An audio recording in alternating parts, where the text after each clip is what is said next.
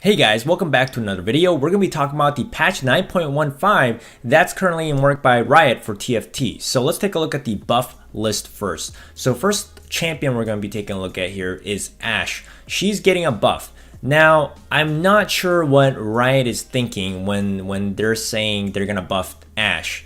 I think honestly, Ashe should be in the rework section.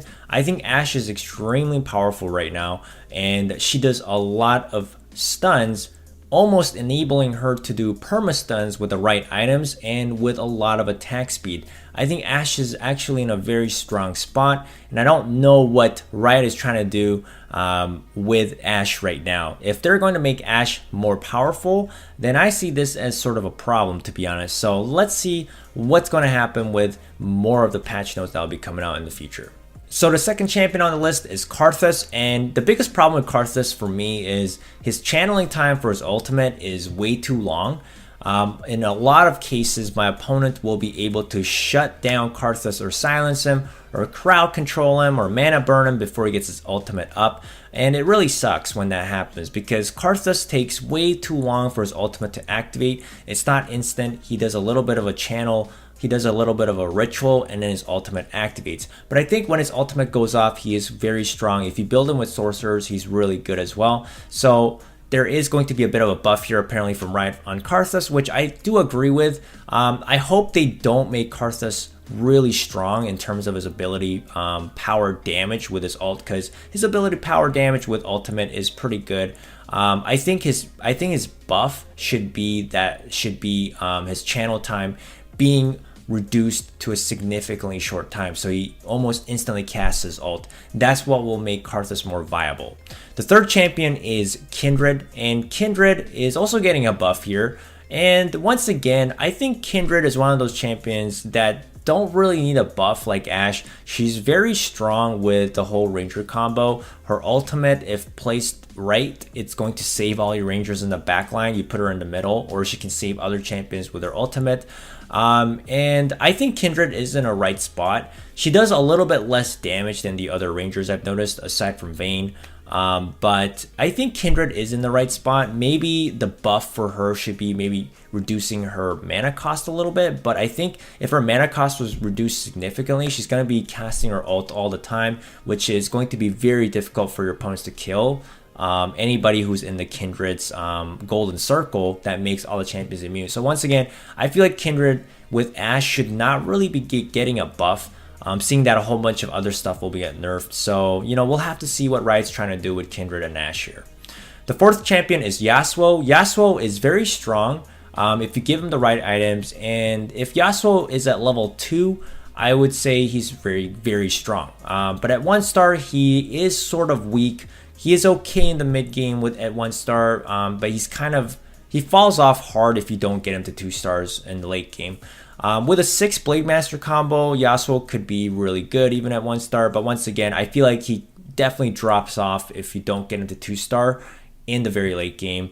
And I guess that's why Riot's going to give him a bit of a buff here. I think Yasuo is already quite strong, but maybe he needs a little bit more damage. So Riot is also changing the win streak system. So the win streak system is basically you get more gold per round every time you win more games. And the more games you win, the more gold you'll get. So you get +1, +2, and +3 gold. +3 gold if you're winning 7 to 8 games in a row and so on. That's a long win streak, by the way.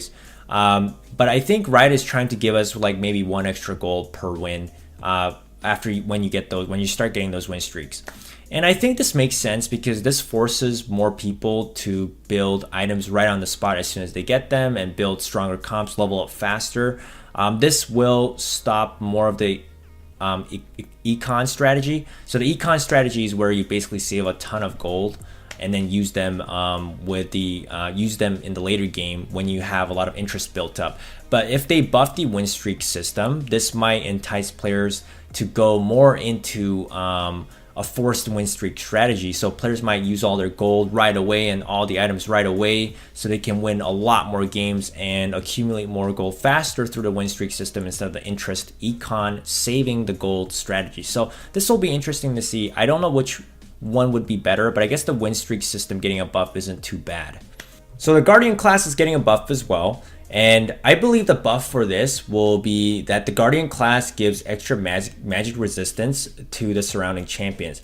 I don't know how I feel about this. I feel like the Guardians are already really strong with Ranger comps, Gunslinger comps, Demon comps, Elementalist comps. You could fit in Guardians in a lot of comps right now because the extra armor stacks, and the extra armor really helps your team to survive against a lot of comps that are very popular right now. So giving bonus magic resistance to your surrounding allies could make Guardians extremely strong. I don't think they'll be overpowered, but it'll be to the point where many players use Guardians. They're probably going to get really popular if that is the case. But once again, we don't know what they mean when they say they're going to buff the Guardians, but that's how I would see Riot buffing the Guardians. Finally, the Pirate class is getting a buff, and this is something to think about. Once again, I think the Pirate early to mid game gold strategy is quite viable if you get lots of Pirates in the early game and you can get them to 2 stars quick, so you can survive long enough to actually take advantage of these extra gold rerolls. However, I still think the Pirate strategy is inconsistent because you get anywhere from 0 to 4 gold, so you could constantly get 0 gold many times in a row. That has happened to me. Sometimes you only get 1 gold or 2 gold per round, so it's not as much gold, but it definitely helps your early to mid game to get more gold in the process. So I think the Pirate gold strategy is pretty good. And if Riot was to give a consistent amount of gold for the Pirate class, it would make this class better. I think that would be the buff. Instead of doing 0 to 4, they just give a consistent amount of gold for the Pirate class. I think that would make the Pirate class definitely better. I'm just afraid if they give too much gold, the Pirate class might become overused by tons of players, and this could be another, Pirate early to mid game strategy that players are still using even to this day. And this strategy might become extremely popular if they make the Pirates a little bit too strong. Now let's take a look at the nerf list. The first champion here is Kennen, and Kennen needs a nerf for sure because he has a ninja bonus making him really strong. He doesn't even need the full ninja comp. By himself, he gets plus 40% extra damage right now as a ninja, and his Maelstrom does so much damage. If you also make him into a demon, for example, he's really strong as well with the demon on him, because right now the demon origin is extremely good. So Kennen itself is very strong, and you can really fit him in any comp. You could even just fit him in Elementalist comp, Elementalist Glacials. He can just work in so many comps because he's just so good. So I think he definitely needs a damage reduction. That's probably what's going to happen to him. Next nerf is Ionic Spark, and I think this makes sense because the Ionic Spark right now is super strong, dealing 200 true damage to everybody on the board that casts a skill, except for yours, of course. Your opponents just take a ton of damage from this item. If you place the Ionic Spark in the back line, or if you put it on a super tank that does not die, then your opponent's champions will constantly take damage over time because of the Ionic Spark, and eventually their team just gets wiped out because of this.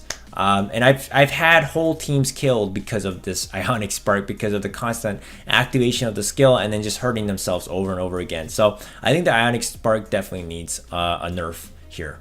The player damage system is getting nerfed. So what that means is every time you lose to an opponent in a round, you'll take damage to your health point.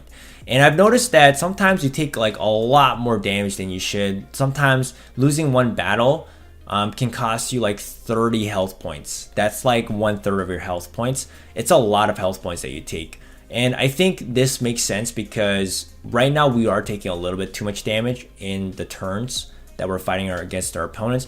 But on the other hand, taking less player damage can mean the games could be a little bit longer. Right now the games can go up to 40 minutes sometimes.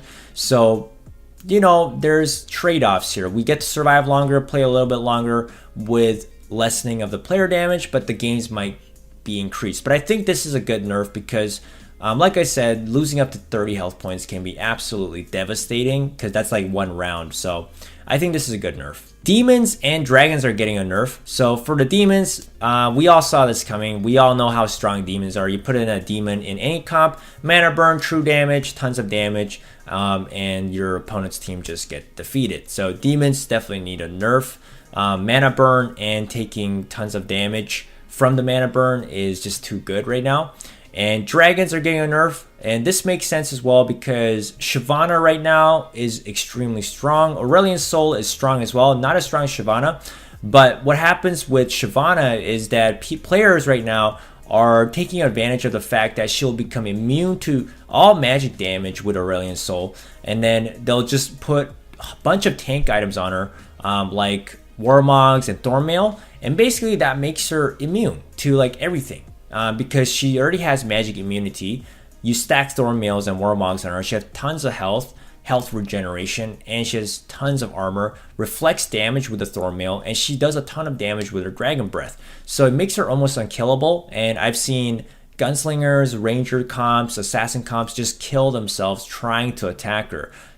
I've seen her doing like 1v8s, 1v7s, just killing anybody who keeps constantly auto attacks on Shyvana, and she just reflects damage off with a Thornmail, and she takes no damage from skills because she's immune completely due to the dragon bonus. So definitely the dragon origin right now is extremely strong if built correctly with the Shyvana. So these 4 origins and classes getting the rework I think makes a lot of sense. Knights are in an awkward spot, so are the ninjas. Nobles, you almost never get 6, right? And voids are also awkward as well, and the voids are pretty bad right now, so getting a rework makes sense. I don't know if rework means a buff. It's probably not a nerf, but it's definitely, I think, a little bit of a buff on these 4 classes and origins and making them more playable. I think that's what Riot's trying to do, but I'm afraid that with